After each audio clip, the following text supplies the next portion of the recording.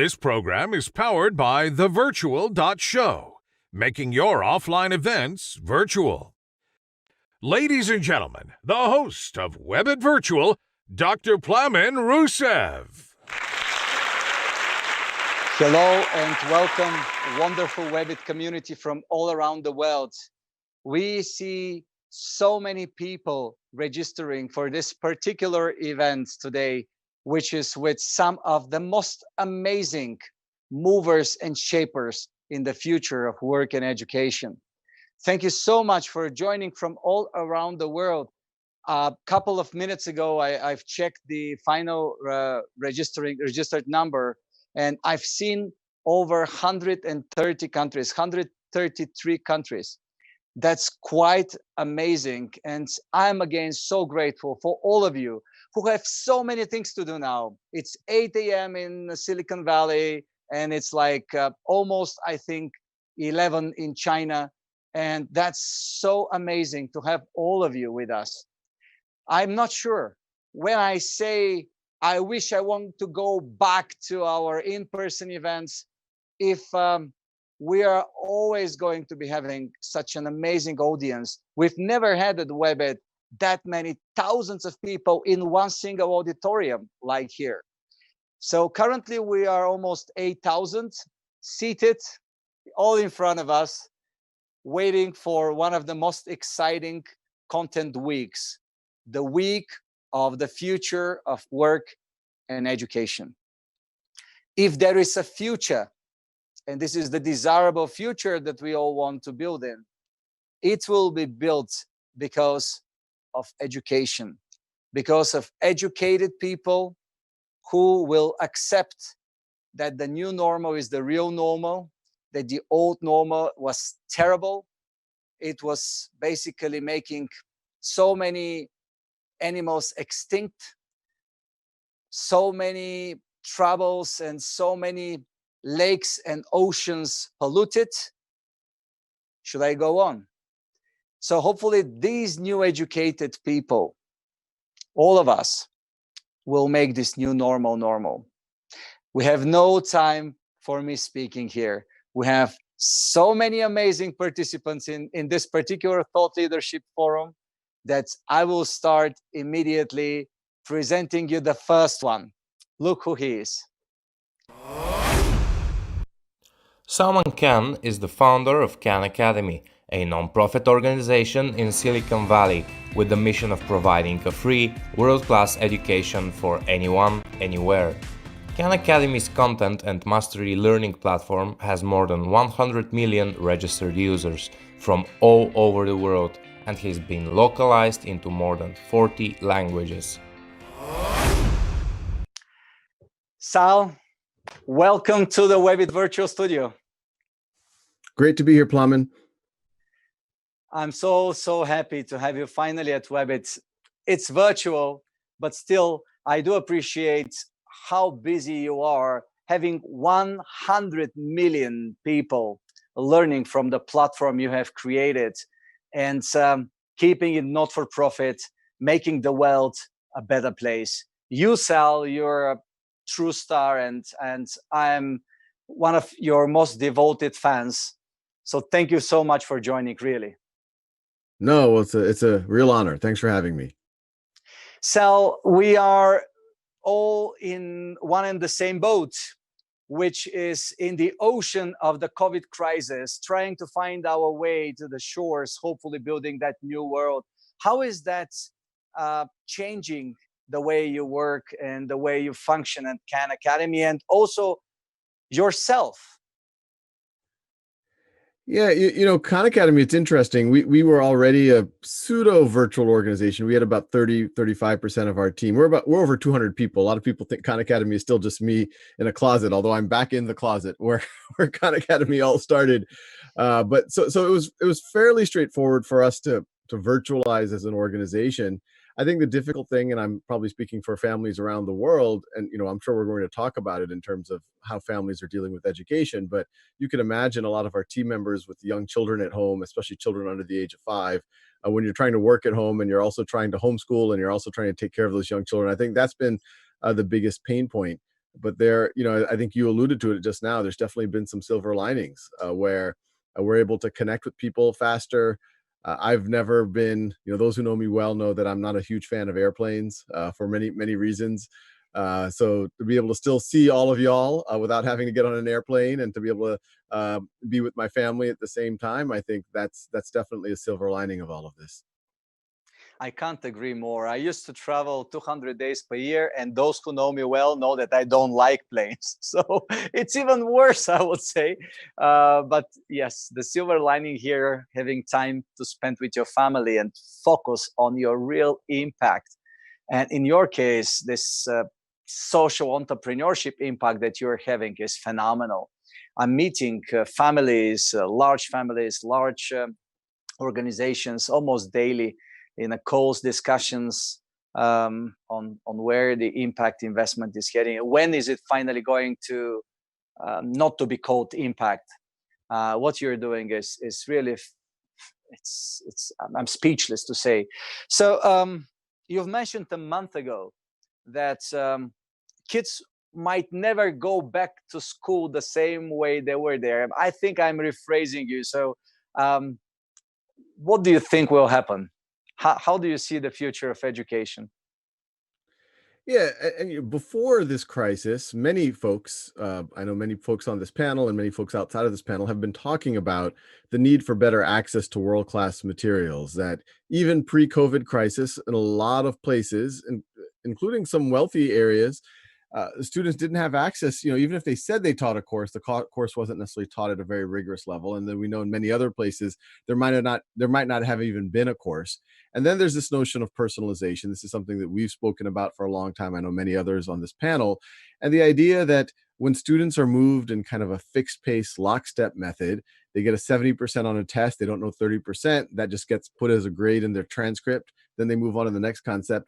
Those gaps just keep accumulating, and that eventually leads to students hitting a wall when they get to an algebra class or trigonometry class. And it happens in other subjects outside of math as well. So that was pre-COVID crisis. And so you can imagine now with the COVID crisis, the access issue becomes that much more pronounced, because all students, I think the last number I saw was something like 1.5 billion students around the world are at least not physically attending school who normally would have been. And so how are they going to access? And then if you're going to provide that access, are there ways to leapfrog what they had before? And then since they are leaning more on these, digital tools, on Khan Academy and other things, there's an opportunity to make it more active, a more active learning for them, as opposed to just passively sitting in lectures. There's an opportunity for it to be more personalized or differentiated so that they can really learn at their own time and pace. And so as we go into the summer, we're finishing up the school year in most of the Northern Hemisphere right now. We go into the summer, we go into this coming back to school in the fall. What we're hearing from school districts around the world is, for sure, this coming term will not be normal. There's ideas around doing some type of shift-based model where maybe you have half of the students come on a given day and then the other half come on the next day. Everyone is preparing for the notion that you might have to go back to distance learning quite quickly if we see a second or third wave of the virus come by. And the one thing that everyone realizes is that no matter what you do, there's going to be a subset of the students. They might have immune issues. They might have a family member, an elderly family member in the home, that no matter what the school does, those families are not going to feel comfortable sending their kids to school until we are 6 months, 12 months in the future, when we're essentially maybe beyond the virus. And that actually might be even further out, depending on what happens with vaccines and antivirals and whatever else. And so in this world that I just described, which is really the coming school year, you're going to have to be able to fluidly go between a physical experience and a virtual experience, really with very little notice. So that's naturally going to make all systems around the world lean more on virtual, even when school is in session, so that if they have to go, they can lean on it more heavily if they go virtual. And when they do that, what we're recommending, and I think there's a lot of openness to this, and that's another silver lining, a lot of things that people might have been had a little inertia around, now they're open to new ideas, is to be able to allow students to learn at their own time and pace. Every school district, every educator on the planet knows that you have what we call the summer slide, where not only do you not learn over the summer, you forget. This year, it's going to be 6 months COVID summer slide. And a lot of researchers are telling us that this would be a year of learning loss, because not only are you not learning for 6 months, you're forgetting as well. And so we're working hard with districts to ensure that students can, in a personalized way, start at the basics, master all the concepts that they might have had gaps in, even pre-COVID, so that they can get to grade level and then even work on that at their own time and pace, and then and maybe hopefully get even beyond grade level. So the negative, more gaps, more students are going to have access issues. The positive is this is making everyone think deeply about this, think differently about this, and we might actually be able to finally address some of these issues that have existed well before COVID. Sal, I've been following very, very closely every word you say, and I didn't want to interrupt you, even though there were like at least 3 questions. I wanted to stop you speaking while we were speaking, but obviously people also wanted to listen to you while we were talking. We already have almost 9,000 people, and you've mentioned another number, 1.5 billion students studying from home.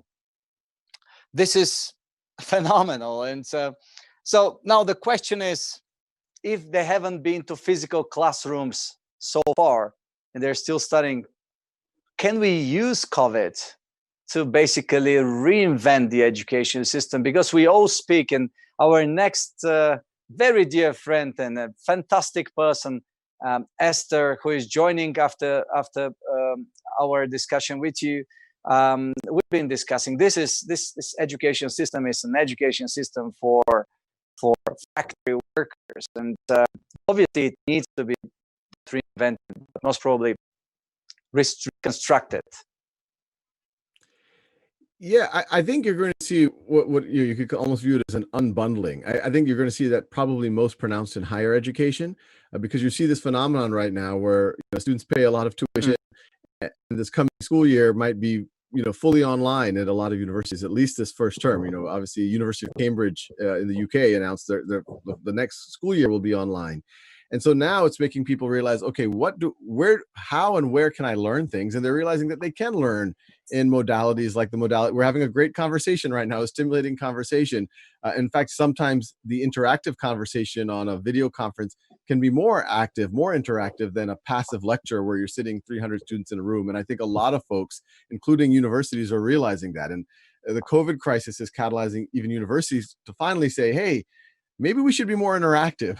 Maybe we should be less passive, because if I just give you a lecture for an hour on Zoom, that might as well just be a video. And so that I think we're already seeing, and students are saying, well, okay, education, at least higher education, there's the interaction, the learning piece of it. There is the socialization piece of it, where you're hanging out in the dorm room or in the quad or your clubs or your activities. And then there's the credentialing part. And I do suspect those are going to get more. People are going to start mixing and matching those in ways that make more sense for them. I think if you talk about K-12, there might also be this unbundling where people realize that some of the knowledge acquisition, some of the learning could happen on forums like this. Now, it's always optimal if you have this amazing, perfect in-person Socratic dialogue, but we know that that's not what's happening in many or even most schools around the world. And so using video conferencing, online tools, there might be a way to help more students have access to truly world-class ways to access knowledge, to be able to interact with others. But I do think, especially for younger students, maybe K through 8, especially K through 9, that in-person experience, however you can get it, is also really essential. So, we're talking to folks who are talking about models like you have a virtual school, but then people also collect at physical centers where they can do their activities, where they can work in groups, they can focus on the socialization and the social emotional learning there. And then when you get into that late high school, college, I think that's where people can mix and match a little bit. So it will make us think about these things a bit differently. Sal, I'm wondering how difficult it is to educate 100 million people. That's a staggering number that are using Khan Academy. Even more staggering that you do all this only with 200 people. That's like crazy. So what kind of challenges do you face today? Well, it's generous of you to say that. Well, I think, you know, the real thing that keeps me up at night is, and COVID has accelerated it a good bit, is our vision, our mission as a nonprofit, free world-class education for anyone, anywhere. There's been three parts of that vision. The first vision is access to courses from pre-K through the core of college, across subjects and grades in all of the languages, or all of the major languages in the world. So that by itself is a major undertaking. So I always feel urgency. Okay, what more subjects can we add? How can we support many of the teams around the world who are localizing that content? There's over 45 translation projects. The second pillar of ours is personalization. How do we let students learn at their own time and pace, fill in the gaps? And so there's constantly, we're having debates in the organization. How do we engage folks better? How do we make sure that we can leverage the data to inform teachers so they can make better interventions? How do we make sure that what we're doing is efficacious? And then the third pillar is, how do we take the work that students are able to do on Khan Academy and eventually provide signals to the world that these students can get into a university, that they should be able to get a job. And that's the work that we're at a very nascent stage at Khan Academy, but the COVID crisis in many ways has accelerated it. In terms of, the thing that is probably the most difficult, as you can imagine, any organization as it grows and it scales, how do you keep it aligned? How do you make sure that the servers, with the COVID crisis, we've seen our traffic be almost 3x of what it typically is. So, we were seeing about 30 million learning minutes per day. Now we're seeing closer to 80 or 90 million learning minutes per day. Wow. So, how do you keep up with that type of thing? But the real thing is, how do we make sure that we can communicate? We're primarily funded by philanthropy. So communicating to the philanthropic world, to the corporate world, to governments, that Khan Academy isn't the only part of this puzzle. It's many actors together, including the existing physical education system. But Khan Academy is an incredibly high social return on investment, as you alluded to. We're the budget of a large high school, but we serve over 100 million students every year. And so, a lot of my time is spent convincing folks that this is a good use of resources. So if there's philanthropists or potential corporate partners out there, definitely talk to us.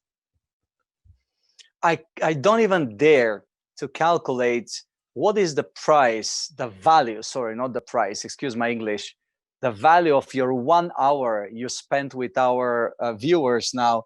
And I would like to ask all of you from all around the world, use the social media channels and ask your questions with hashtag Twitter, and you know how to reach us, of course.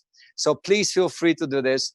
And definitely from now on, we shall expand 1 hour program, because it's not possible to stop ask questions to Sal and to the other amazing participants that are upcoming to our virtual studio today.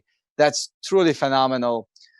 Sal, I would like to ask you for your visionary and maybe dreamy idea of how education would look like in the next 3, 5, and 10 years. Well, I mean, if you go, I think 3 years in the near future, you're going to see Khan Academy and other tools, I guess for lack of a word, get better. You're going to see, frankly, all of the subjects and grades, starting with pre-K, the humanities, mathematics, all the way through high school and college. I think and this is already, I would say 60% true or 70% true. You will be able to learn all of that material. I think over the next 3 to 5 years, you're going to see the modalities only get better. I think in the 5-year horizon, some of what I talked about is that third pillar. You'll be able to go on platforms like Khan Academy, and you'll be able to do it hopefully in almost any major language. I would say that's the other thing that's going to happen. We have 45 translation projects, but they're in different degrees of fidelity. But in the 5-year time horizon, I think in most languages, they're going to be it's going to be pretty robust. And not only will you be able to learn at your own time and pace and learn almost any subject in your language potentially, but you're going to be able to get artifacts of proof, a signal to the world that you know that material, that could be used to get a job, to get an apprenticeship, to get into graduate school, to get into undergraduate.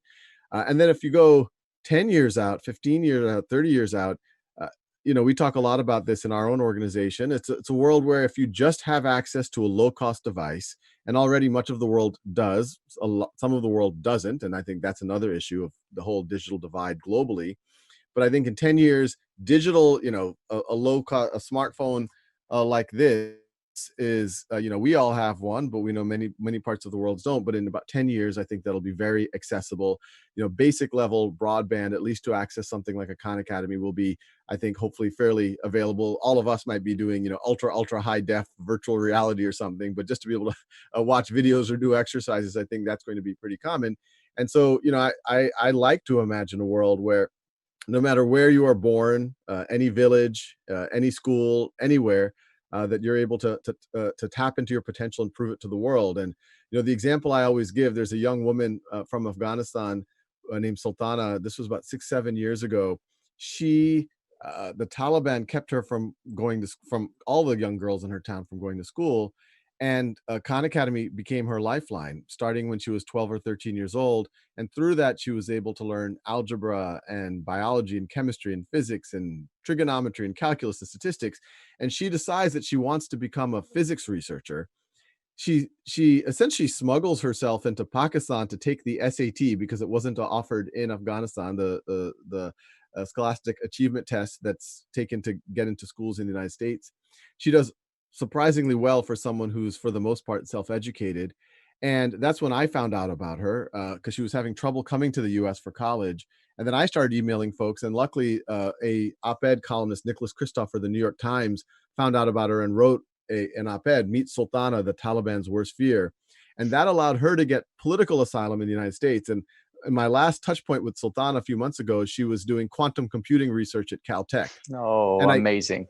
And I give that example because for every Sultana that, we know about or who was able to do that, and obviously, I think Khan Academy can take a small amount of credit. Most of the credit is her own grit, her own resilience, her own just not willing to take no for an answer.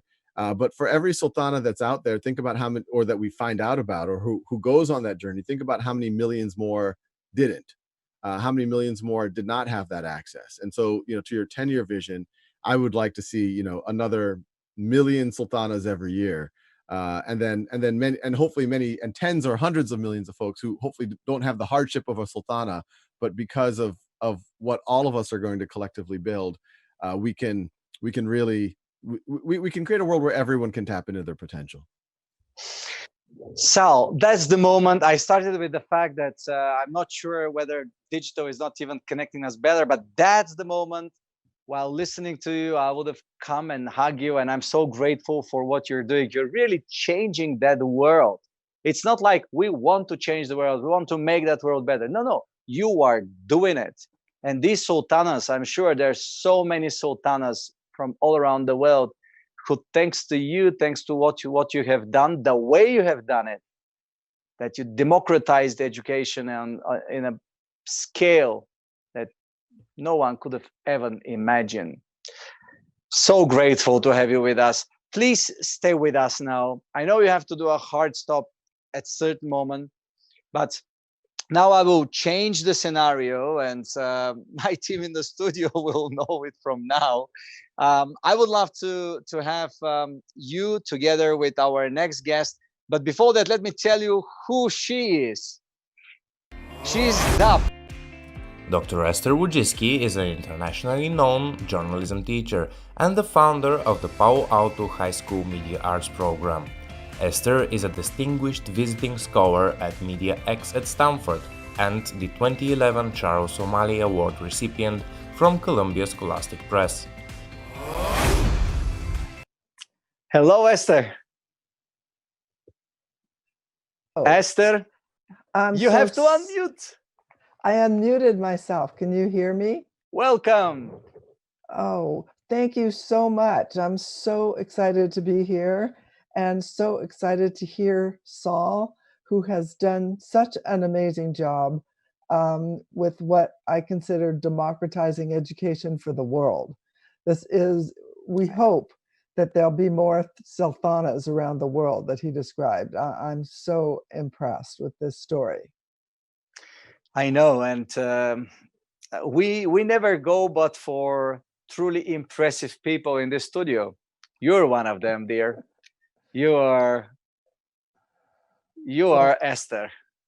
You're one and only Esther.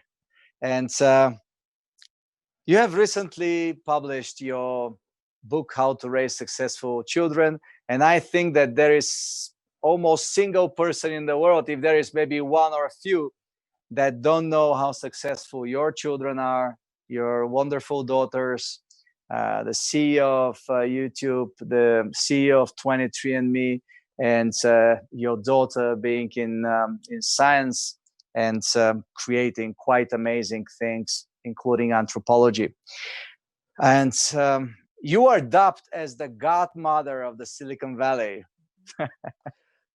I would call the fairy godmother of the Silicon Valley. Last time we've met, it was in Sofia, and you were so generously sharing that you don't need to travel around the world. You just come to WEBIT and the world comes to you.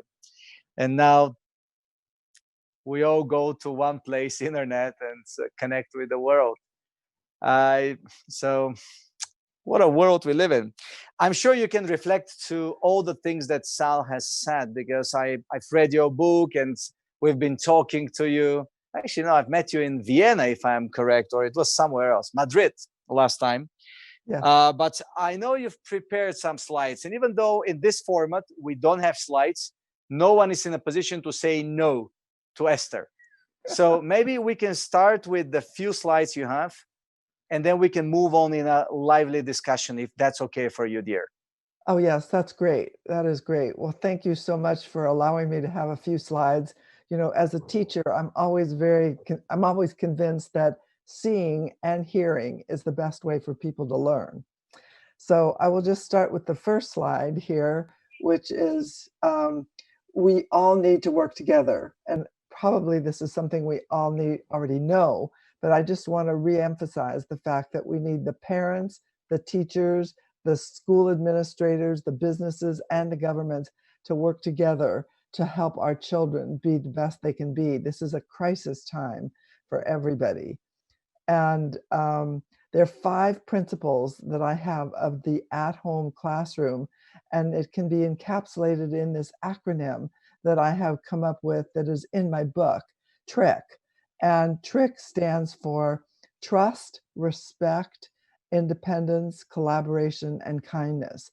And what it does is it empowers students to do things like follow the Khan Academy software. Khan Academy has been one of my favorite platforms since day one. And I think Saul probably knows that, because I met Saul when Khan Academy was actually just about where he says it is right now, where he is now, in the closet.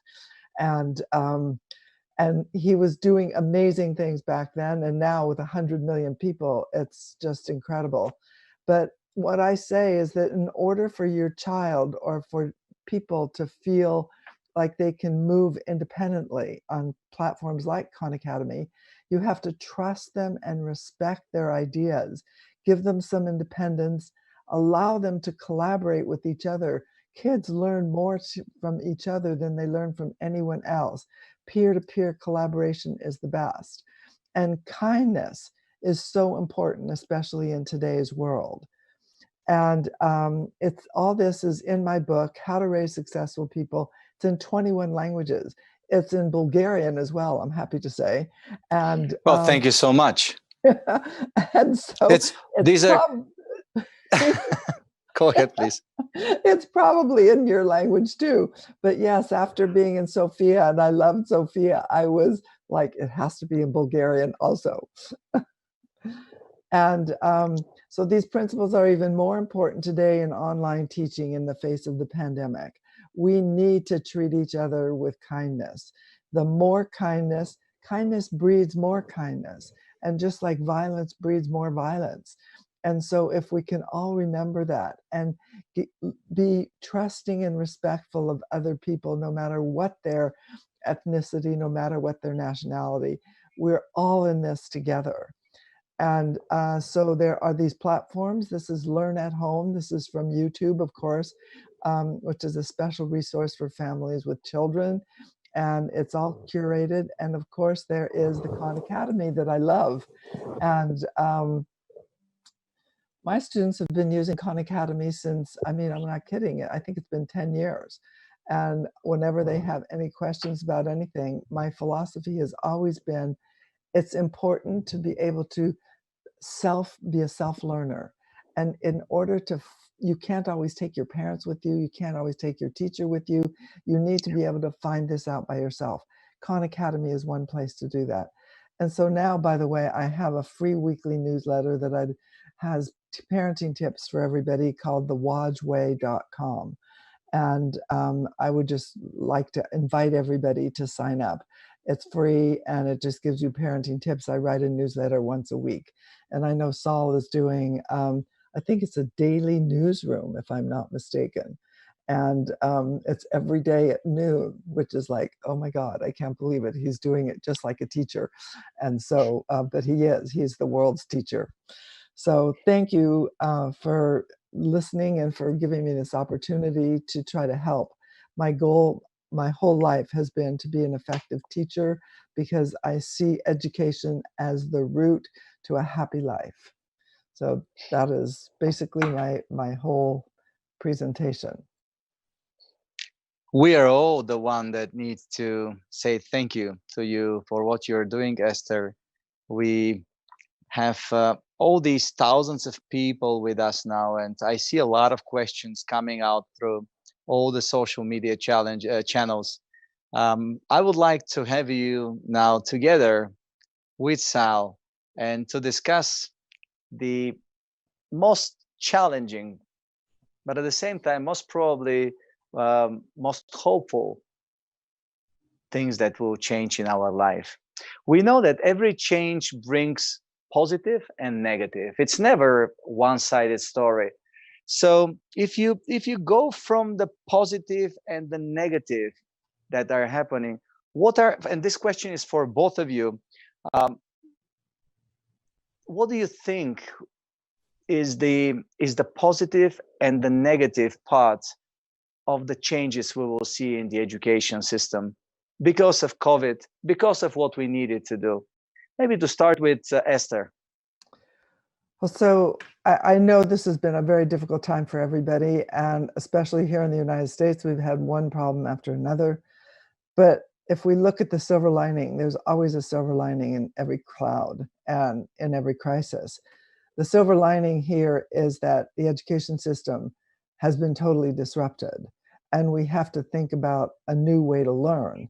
And we have been learning actually, the way that we have been learning has been the way that people conceptualized learning 100 years ago, or maybe 500 years ago. And so it's the direct instruction, lecture-based model, and it just doesn't work. And so I would say that the best thing that's happened is now people are learning independently. There's personalization of education. You can learn at any time. And if you don't understand something, go back and you can watch it again, do it again. So I think that this is more accepted, more widely now. And before it was not accepted. It just was, kids that learned this way were looked at as, oh, a little unusual. And so more kids, I mean, this works for all kids and it needs to be accepted. And so that's what I think is the silver lining in where we are today. And so I know it's hard, and I know that parents are like stressed because, oh my God, is my kid doing online? What are they watching now? Which is part of the trust and respect model that I have. You know, your kids are smart enough. They can also find good materials online if you point them in the right direction. And then you give them this opportunity to collaborate with their friends. Number one thing that they miss in this entire pandemic, number one, is their friends. And so if you can let them collaborate online with whatever it is they're working on, that will be one way to help mitigate the situation. So I don't know what Saul thinks. Yeah, and also connected to Sal here, because I think that's something that connects these two questions. What are the cracks as a result of this fast, unplanned adoption of digital online education? That's where maybe both of you can answer. Sal, what do you think? Yeah, I think the cracks are exactly what when we're talking about the positives and negatives. To Esther's point, this is made, kind of everything. It's a reboot of not just, of everything in our life, but especially what we're doing in education. And when you do that, it allows you to rethink everything from first principles to a certain degree. And there's an open-mindedness to change, really out of necessity. But your point about cracks. We know that as the world has had to virtualize, whatever you want to call it, become hybrid learning. There's different names for it. A lot of students don't have access. They or even and there's multiple layers to that. There's having a device, there's having internet access, and then even if you have those two things, are you in a home environment? As you know, large chunks of humanity lived in very tight quarters where there might be many family members in the same room. People need to share that device. Are they able to get a quiet working space? So that's the crack. That's the real digital divide, but it's mixed with other forms of inequity. The silver lining on that particular one is this has caused everyone, I've seen globally, I've definitely seen it here in the United States, it's made people very motivated to solve the digital divide. We've seen New York City School District, which is the largest school district in the United States, has 1.2 million students. People have been talking about the digital divide now for over 20 years, but because of COVID crisis, in a matter of 3 weeks, they distributed 300,000 devices. They got free internet access in partnership with the local telecom carriers. And so it's not going to completely solve everything. A lot of the students are still in home conditions that aren't ideal for learning. But in essentially in a 3-week period, because of COVID, they were able to, for the most part, close the digital divide. And similar things have happened in other large cities around the world. So hopefully that has changed, because that's not just going to affect those children's or those families' education. That's going to affect their ability to participate in the economy. That's going to affect even their mental health. In this time of social distancing, could you imagine if we did not have video conferencing, if we could not get on Zoom or Google with our friends and family? So that's going to be a silver lining. And then the other silver linings are, a lot of what Esther and I have kind of been referring to, which is, by definition, for these 1.5 billion students right now, learning is not bound by time and space. Before, learning was bound by time and space. It Indeed. kind of happened in a particular time in a specific location. And so after the COVID crisis, we've always had summer learning loss. Like, why aren't we learning during the summer? Well, hopefully that's a norm that gets challenged. Why don't we depend on students to have their own agency, their own independence?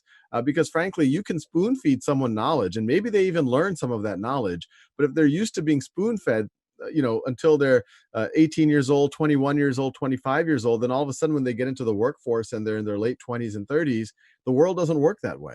And so even more important than learning how to factor a polynomial or about photosynthesis is this ability to have agency, this ability to have independence, which I know Esther believes very strongly about. She's one of the, I would say, the nation, she's been recognized as the country's top journalism teacher. She's probably one of the top teachers in the world. But when you see her classroom, her kids have agency. They are taking charge, and she's there to support them. It's not her taking charge, and then they're doing a little bit of things on the margin. And that's the most important skill that we'd want for any child. Yeah, indeed. Actually, Esther was recognized twice, not only once, and in different years, quite distant. I mean, really, guys, I'm so much respected from both of you. Esther, are you worried about kids missing their tests? You can't believe it. I'm not worried at all. And part of the reason I'm not worried is because a lot of the material that the kids were learning is just memorization for tests that they probably don't really ever need to take again anyway. And so one of the most important things that they should learn is agency, just exactly what Saul was talking about. Because prior to this, I'm not kidding, the school system and the parents were spoon feeding a lot of the kids, and spoon feeding them stuff that they didn't want to eat, that they would just basically want to spit out as soon as they had a chance. So if we could just believe in our kids having the ability to find interesting things that they want to learn and that they want to do, if there could be more trust and respect of the kids' innate ability to learn, I think that everybody will be better. And a lot of these tests, I mean, if you just think about it for yourself, I'm sure you all took tests. All of us did. And a lot of the material on that test, I can tell you I would flunk right now. I would not be able to pass a single one. And it's because I don't use those things. They're useless to me. But the parts of it that I do use, of course, I remember. It's just like a foreign language. If you studied it for 4 years in college and then you don't use it, well, you can't even say hello. So I think we need to remember that as really important. Hopefully our kids are learning things now that they care about, and they can do that because they have a lot of selection online. It's everywhere. All this learning material is all over the web, and let's give them an opportunity to become who they want to become. Just like that story I couldn't believe about that girl Sithana. Wow, what a great story. And I really have to give it to Nicholas Kristof for writing about it and for her to be able to pursue her dream. We It's need a more phenomenal kids, story. more Yeah, indeed. kids, more kids to do this. And they can if you trust and believe in them. And as you said, in my classroom, that's the thing that I believe in. My students do things independently on their own. In fact, I'd like to give a little shout out to the students, the Campanile students, who produced from home a 22-page full-size newspaper using all the software from Adobe, and 60 kids collaborated and produced this paper. And it came out as though it was just a normal situation, but they were all from home. And it was their idea. It was not my idea, I can tell you, because it looks like too much work to me. But anyway, more kids should Yeah, be empowered to do that. absolutely. I'm taking the lead from what also Sal was mentioning about the summer. Actually, our kids was not allowed any IT access, any gadgets or whatever until the age of 7. And then look what happened now. They're not going. They're kind of somewhere between homeschoolers and private student schoolers. They go, they study in very small groups. We changed their education system ourselves. For that, they had to be at tests. So today they had the national test, one of our kids, and he was so excited, I would say, a little bit scared, very excited before the test. And now he's somewhere outside playing full power, feeling so empowered that he can study. He takes his tests at home. We'll be having a wonderful discussion with him. I'll be happy to hear after this show your advice. But I also don't believe in this 3-month vacations, because life never stops.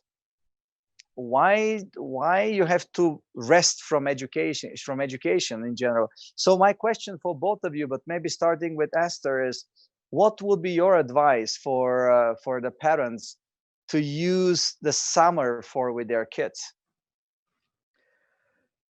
I think the summer is an opportunity for kids to learn to do things around, I'm sorry, it sounds kind of boring, but around the house. Honestly, University of California at Berkeley, they started a course last year called Adulting, and they required students to take Adulting. And that was how to teach kids to cook and to, how to do your laundry, how to make a bed. I mean, all these students were entering the University of California and they didn't have any basic skills.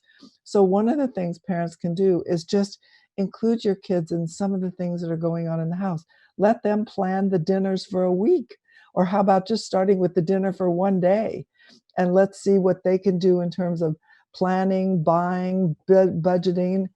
There's a lot of things that kids can learn to do around the house, and they learn life skills and feel good about it. So that's one thing that I would do. The other would be let them set up peer-to-peer kind of tutoring sessions. Kids love helping each other. And so they can do art projects together. You can have the older kids with the younger kids. I mean, my grandchildren just did the craziest thing of all. They made a t-shirt for me on some kind of a sewing machine that they had just purchased. I mean, and it's all embroidered. Well, it's amazing that they could do this. And the child that gave it to me is 8. So, I mean, there's a lot of things around the house and around the community that kids can do to work together on that. And I know they have all this social distancing situations now, but maybe kids from the same family or the same community area can be together. That's what I would do in the summer. And they can do things also, a lot of things outside, working together in the garden. Um, Kids can take care of plants too and take care of pets too. It shouldn't just fall on the shoulders of the parents. Absolutely. Sal? Yeah, I've spoken about the oddity of summer vacation and also just the fact that school ends at, depending where you are in the world, at 1 or 2 or 3 in the afternoon. Those are obviously both artifacts of the way society was structured maybe 150 years ago, where most of us worked on farms, including the students and the teachers. So they spent the summer kind of living an agrarian lifestyle. It's based on a world when the expectation was maybe the father works and the mother's at home, baking pies, and the student comes home at 1 or 2 in the afternoon, and the mother can help tutor them and whatever else. And we know that that is not the world that we live in today. Frankly, it's not the world we've lived in for at least the last 50, 60 years. But we haven't really rethought it. And whenever I, argue that we should have full year, full day schooling, the initial reaction, and I probably would have reacted this way as a student if someone had suggested that, Yes, wait, of course. summer is when I was able to do the creative things. Summer was when I was able to work on projects that I was interested in. After school is when I did all of these interesting activities. And the point is that I agree, those are super powerful, but those should be happening as part of school throughout the year. That Yes. school should not Yes. be, Absolutely. to Esther's point, just this passive, you're getting these lectures and you're memorizing notes. It should be what Esther does with her students. They make an amazing school newspaper that any of us would have difficulty putting together, but these are teenagers who are doing it for the most part on their own with support from amazing teachers. And so that's kind of what all of learning should be in school. I recently spoke to the founder of Minerva, which is this online college. He's a great guy. I like him very much. Very, very interesting things, Ben Nelson. And he was talking about that there's knowledge and there's wisdom, and a lot of knowledge, that's what a Khan Academy or a MOOC could be good for. It's good for knowledge, and even while you're doing that knowledge, if you're doing it in an independent way, you're building metacognitive skills, you're building that agency, you're building that ability to drive your own learning. And then we need to think about experiences for wisdom in his term. And that's where you have the application. That's when you have the projects, creating a newspaper together. Because when you're creating a newspaper, not only are you, deciding how to format something or writing some things or making a cartoon or selling ads, you're learning how to work with people. You're learning how to negotiate. You're learning how to deal with conflict, which is really wisdom. And so I think there's an opportunity for that to be in a thread throughout the year, full year, full day. And we started a school under our offices. It's called Khan Lab School, which essentially does that. It is a full year, full day school, but if you visit the school, there's no, teacher at the front lecturing to 30 kids at any point of the day. It's most of the time when you go there, it's students who are as young as even 5 or 6 years old who are driving their own learning, or they're in groups with other students teaching each other or having a conversation with a teacher or doing one-on-one check-ins with teachers. So it completely changes the nature of school. It feels like summer all the time in a lot of ways. So if we could just have more school like Khan schools, more schools that take these ideas and give kids an opportunity to work together. I saw Khan school multiple times, and kids are working together. I mean, the teacher's kind of off doing one thing or another thing, but the kids, they have projects that they're so passionate about. They keep working. I mean, it's even time to go outside and play, and they're still working. So I think, can we get this kind of passion in all schools by giving kids some agency and giving them the opportunity to work on things that they care about? That is, I mean, thank goodness for Khan and for Khan schools and for what, there's a lot of teachers out there, High Tech High also does a lot of this good work. And so we need to have more of an opportunity for more students to do that. And also, by the way, for all those teachers out there, it's easier to teach this way, so much easier, and it's much more effective. So just something for you to think about while you're planning for the next year. Sal, Esther, I just wish we have like all the time and I can just soak your wisdom and spend time with you. But I know that both of you are very busy or day just starts in Silicon Valley. We have some truly phenomenal guests coming up next. We are expanding this particular program by far. So I'm so grateful for both of you being with us. And with pain in my heart, I have to say bye to you in order to welcome our next amazing guest in the studio. Very grateful for your contribution. Thank you so much for being with us. Thank you. A pleasure. Thank you, Plamen. Thank you. Thank you both. And now look who is coming next to our studio. Sandra Pham is the president and CEO at West Coast University, offering both online and on-campus healthcare programs. Previously, Sandra held a variety of leadership roles at Kaiser Permanente, including CFO for Finance Operations and Vice President of Finance for the real estate portfolio, where she had financial oversight of the organization's multi-billion-dollar annual capital program. A respected leader in her field, Ms. Pham has been a guest lecturer at Oxford University. Sandra, welcome. Thank you. Thank you so much for your patience. It's it was wonderful and fascinating to listen to. I hope so that you have enjoyed it, and I'm sure that all our above 8,000 people stay with us still, even though there are these rules of the 20-minute, but you break rules. That's that's one of the things we do. Virtual world allows us. Sandra, so grateful to have you with us. Our viewers have heard your phenomenal biography, and there is no better person than you to discuss the future of work and education. I would like to actually focus a little bit more on the future of work, because we were discussing with Sal and with Esther the future of education, and at least part of their vision, of course.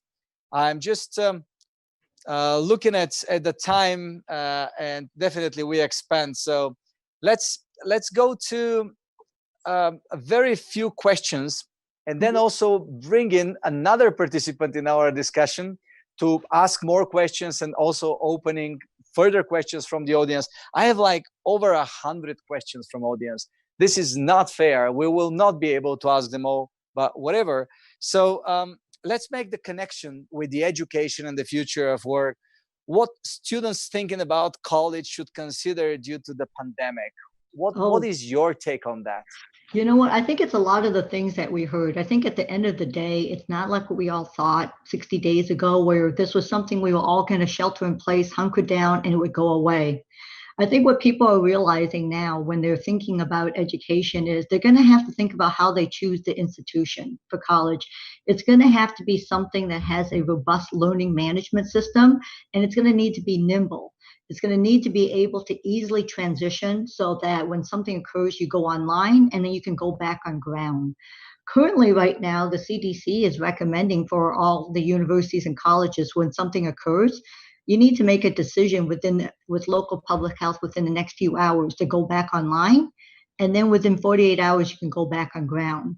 So it's not like before where you have time to hand out computers, you have time to train your faculty. The reality is you need to be thinking about not only what kind of learning will I be getting in the classroom, but can this organization support me virtually in the same way to make sure it's engaging? We were talking with Sal and Esther about the pros and cons of the change we see. Let's jump into how this pandemic and the new realities that we see and we will see in the future are impacting the workforce, and what will be the skills required after all the automation. I have a lot of friends who own plants, etc. So they're now considering in a very fast manner to integrate more robotics, because they had to stop during the pandemic and the lockdown. So their whole production is stopped. So they're considering now adding robotic arms, etc., more and more. So what do you think will be the future of the workforce? I think in terms of the future of the workforce, towards your point, is going to include a lot more technology. I think it's going to move away from teaching students in terms of knowledge, but really thinking in terms of how to think, how to engage. I think actually listening to the conversation, that's what I do think virtual learning does so well. You know, it's not so much the sage on the stage where I have this piece of wisdom from Dr. Russev that I must get into my students.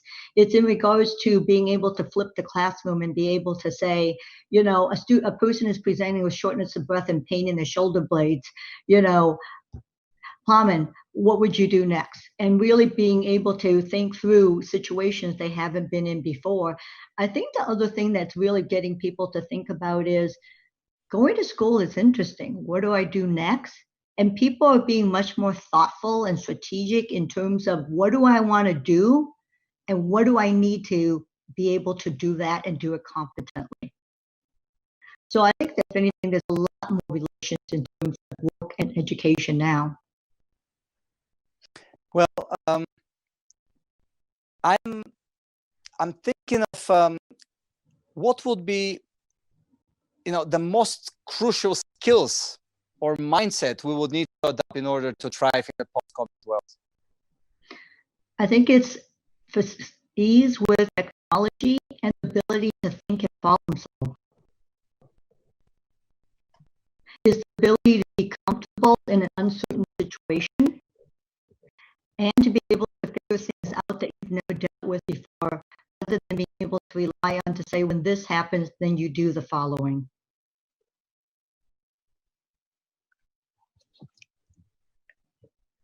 Thank you. I had some technical issues with one of my cameras here.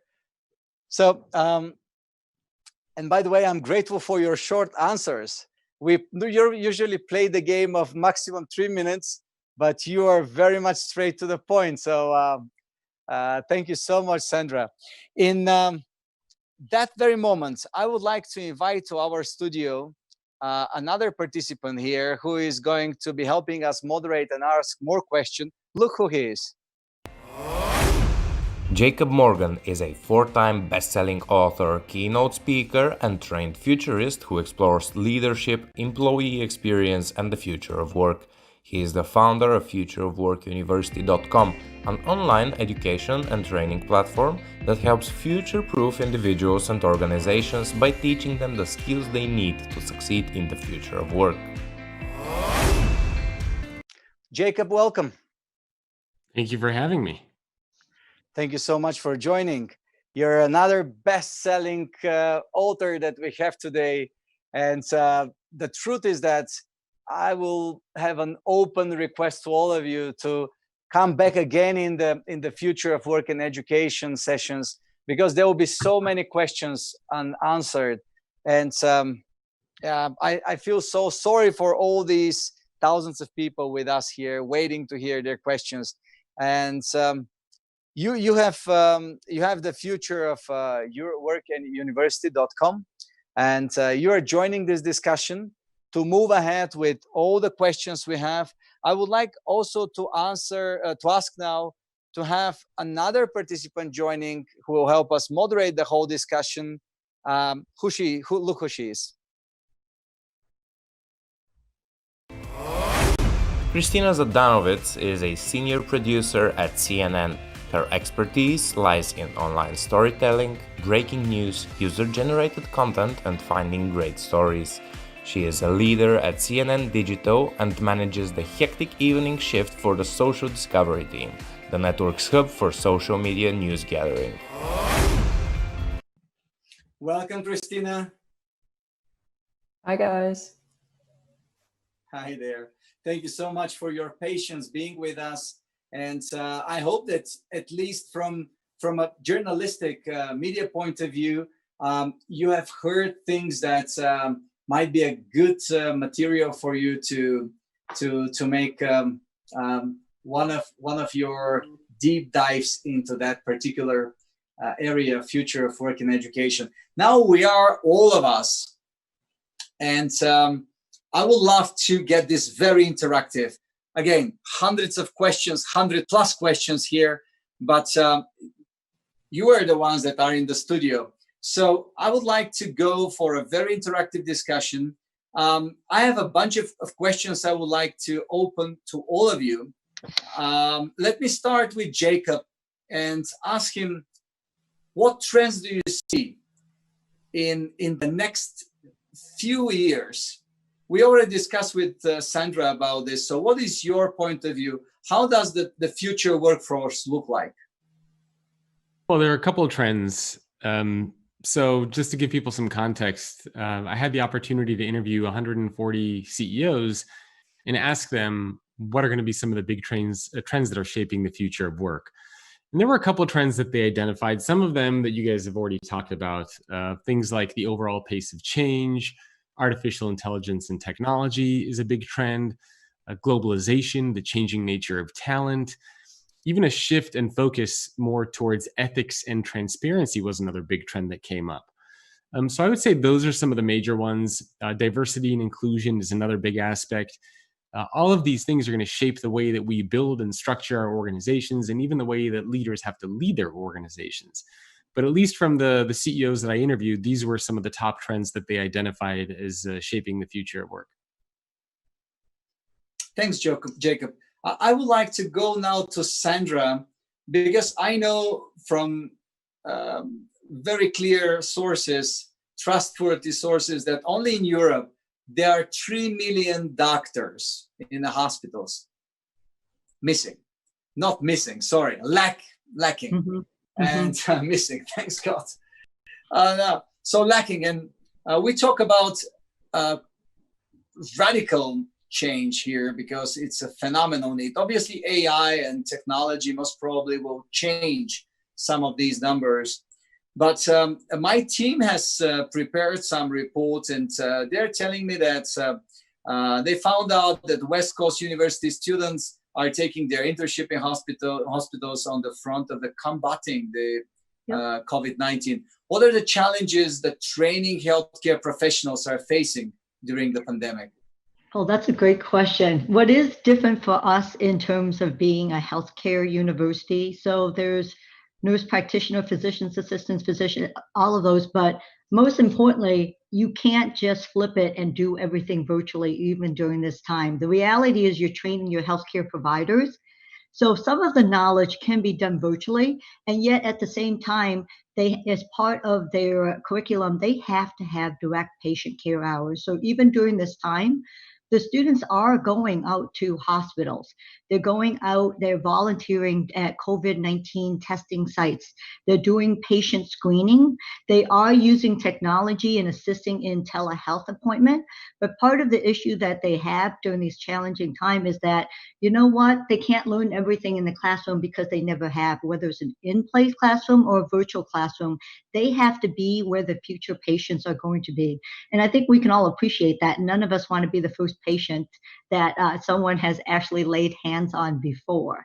So during this time, the big challenge for them is, yes, they're shelter in place in terms of certain of their classes. And then for certain other things, they go, they gown up, and they're in the hospitals. They're helping screen patients. They're at the COVID-19 sites where people wonder whether they're having their symptoms mean they actually have something, but they're actually working out their screening and taking care of patients. They're helping in terms of telehealth appointments so that urgent cares and doctors' offices are not impacted during the time.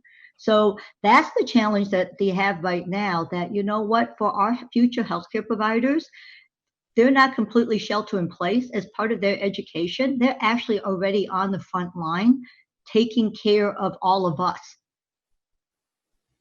Indeed, Sandra. And this is the thing that we've seen during this pandemic. We've seen sacrifices.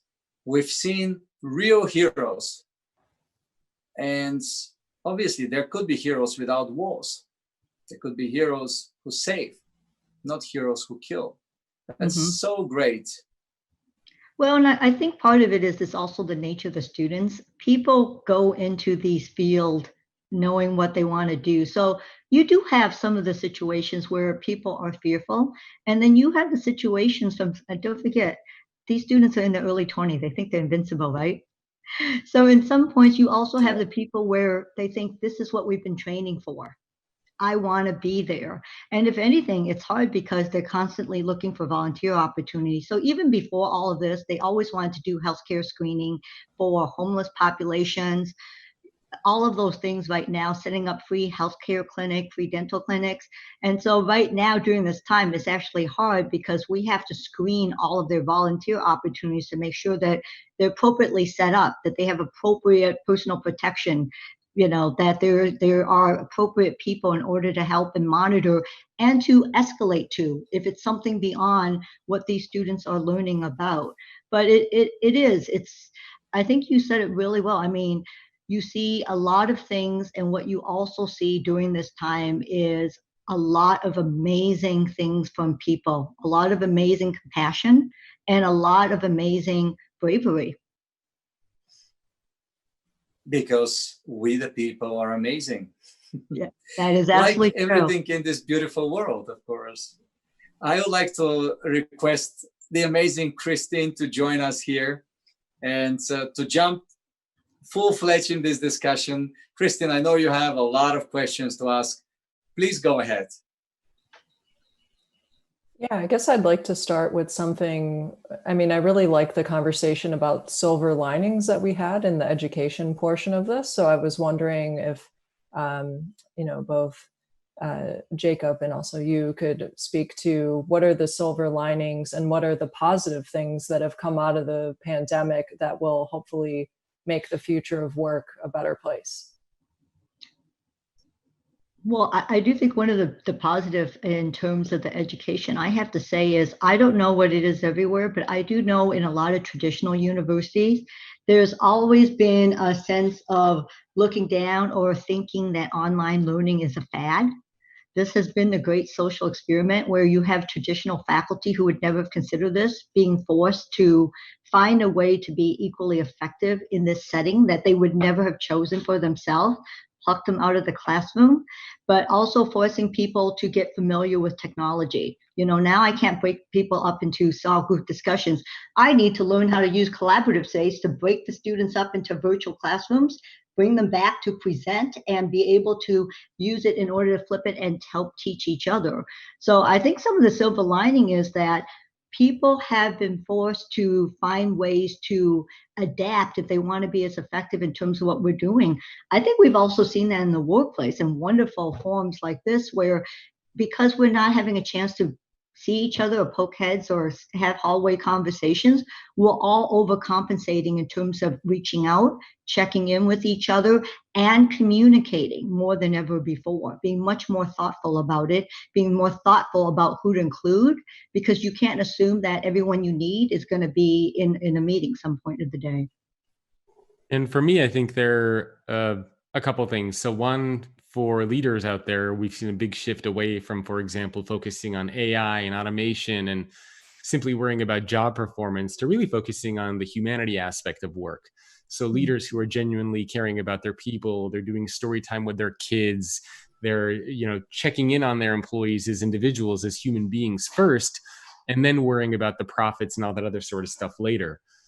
The second thing I think that we've seen is a lot of these organizations that have been talking about things like digital transformation or thinking about the future of work, they've been talking about that for decades. And then in a span of 6 months, what we've talked about doing in decades, all of that got compressed. And now basically a lot of this evolution and transformation has happened over the past 3-4 months that companies have been trying to do for decades. Flexible work programs, changing leadership styles, just reevaluating how work gets done, upgrading technologies, all this stuff has happened in such a very compressed time period that I think finally a lot of the things that we've been talking about when we've been saying the future of work are starting to come to fruition. So I think those are two big things. Right.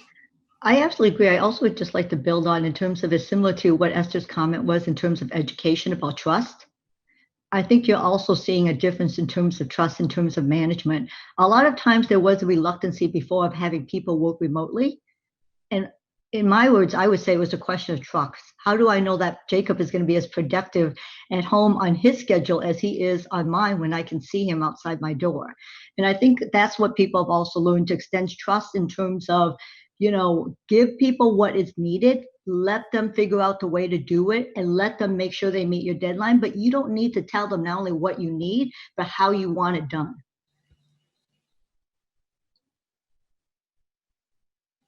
Thank you, Sandra. Christina? Yeah, I mean, it's kind of interesting. Like, I never worked from home. Like, I'm a journalist. I work at CNN. It was only if, I'm getting my door fixed or something like that. And now we've been working remotely for, I think this is week 12. So it's been a little bit crazy. But I will say it's like definitely over communicating your needs. We're checking in with our teammates. We have like a morning news huddle, and then I do an afternoon one with the PM crew. And we're all working, well, the work-life balance thing has blurred a bit because I'm covering the pandemic and the George Floyd protests right now. Oh, definitely. So it's just been like around the clock and crazy. But I will say that, I mean, I feel like I'm hearing new voices, people speaking up who might not have before. And, so I am seeing some definite benefits, and it has been a good thing. And I feel more invested in the work than ever. I don't know if that's true for you guys as well. Oh, I think that's definitely true. If anything, I worry right now is a little bit about burnout because of what you said so well, Christina. There's a blurring now between work and family life in terms of it. Part of it is there's a greater sense of responsibility in making things done. But the other thing is just so convenient, right? It's so convenient not to have the workday end. It's so convenient to pick up the phone, do a quick text, jump and check your emails during this time. And you forget whether it's a Saturday or a Thursday sometimes, quite frankly. And I know a lot of people forget that when they schedule sometimes too.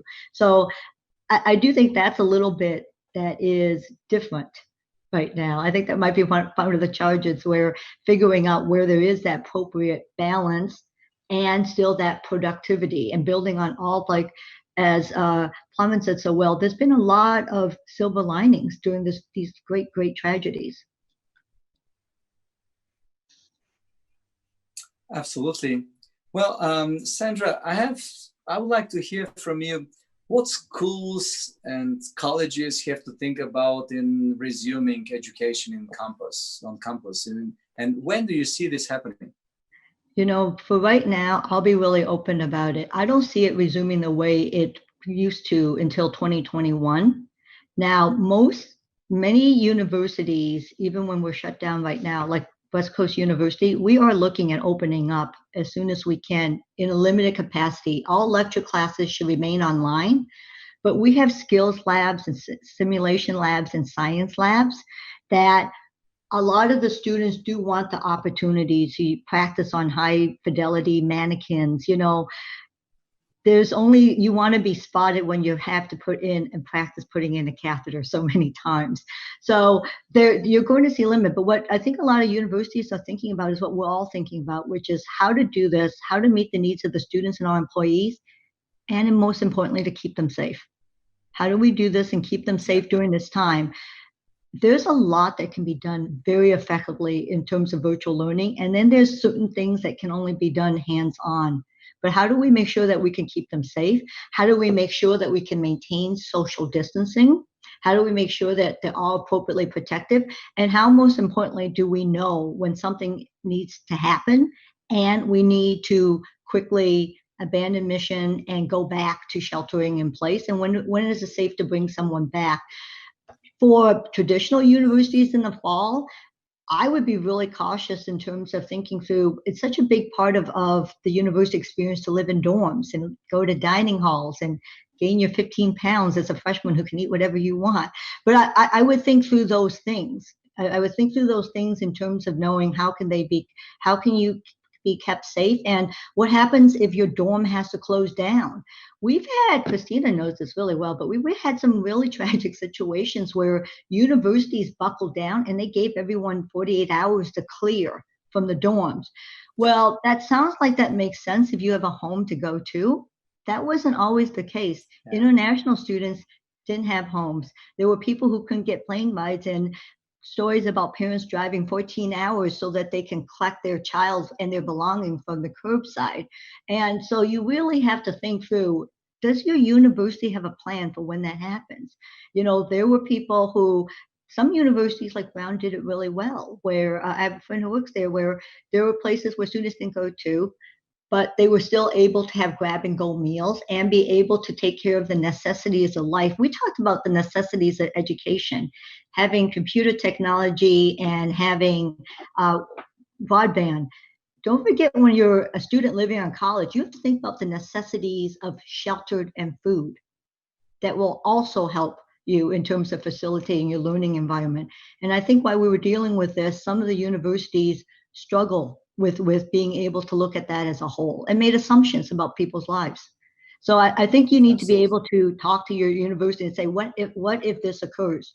What's the plan for me? We had situations in terms of reading such sad stories in terms of universities where students couldn't find housing when they didn't have that opportunity, and having to have organizations reach out and help them, or having them sleep on the couch of another wonderful student's family. But, I think those are the things you have to think about. Yeah, sorry. Yeah, I was going to say that I'm thanking for these wise words, because I'm sure that a lot of students and a lot of universities have to get prepared. And here is maybe the last question, though, for Jacob, because we are way beyond time, but I've already announced that in advance that it's going to be like this. Jacob, what will work and leadership look like in the post-COVID world? You see, I'm asking you such an easy question, and you have just a short time to answer. Well, it's kind of what I talked about, right? I mean, I think leaders are going to have to focus on being more human, whereas the humanity aspect comes first and then the business comes second. And we're already starting to see that now. So I think we're going to really have to change the way that we think about leadership. And this is consistent from a lot of the CEOs I interviewed. Leadership is going to be something that's earned, not something that's given to you.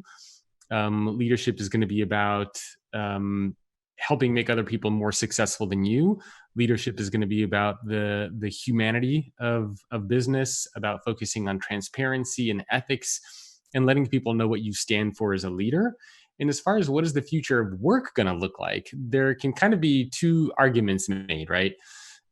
So throughout history, whenever big changes happen, sometimes things just go back to the way they used to be, and sometimes changes lead to kind of evolutions of new things.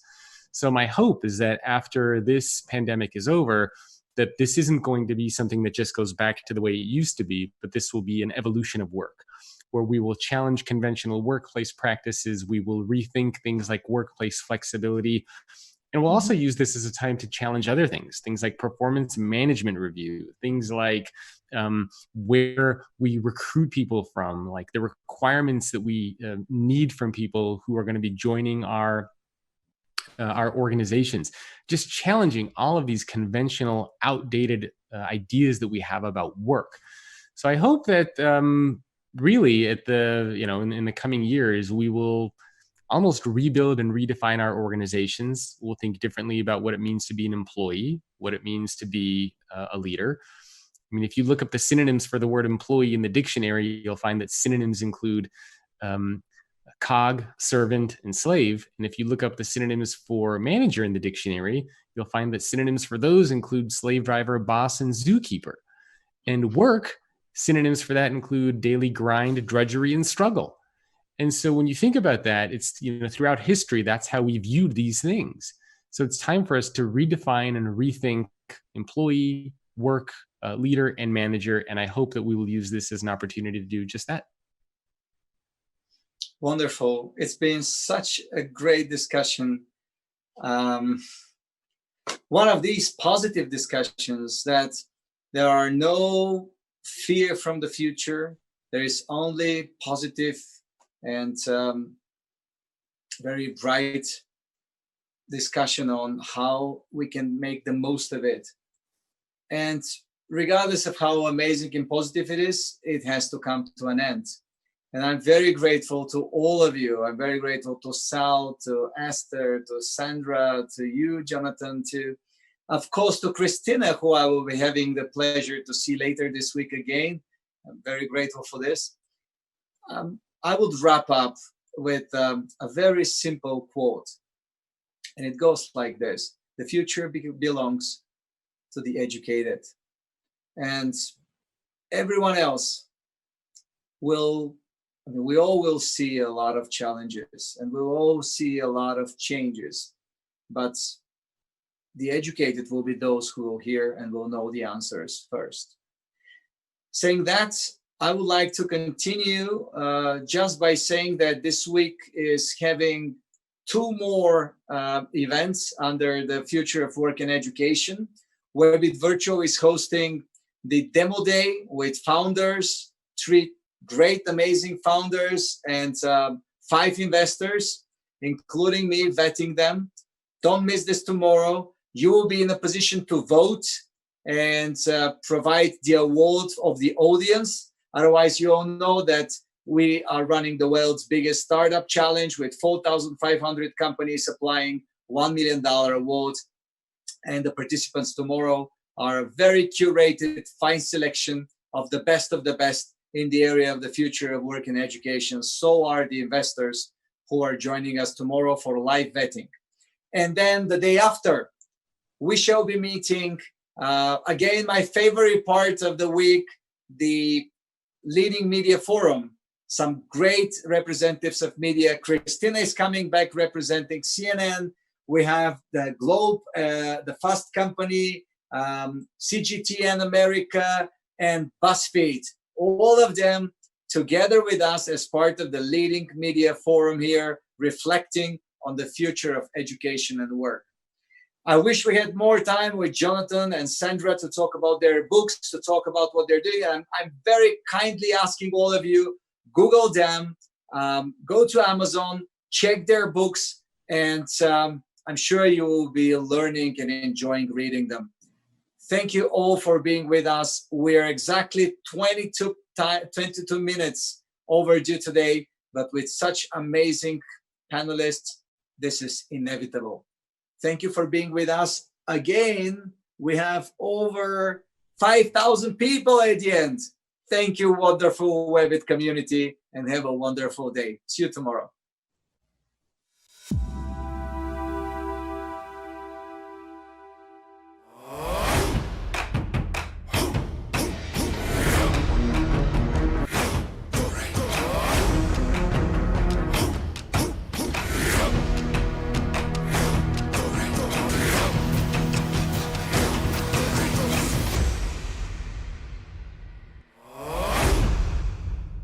This program is powered by the Virtual.Show, making your offline events virtual.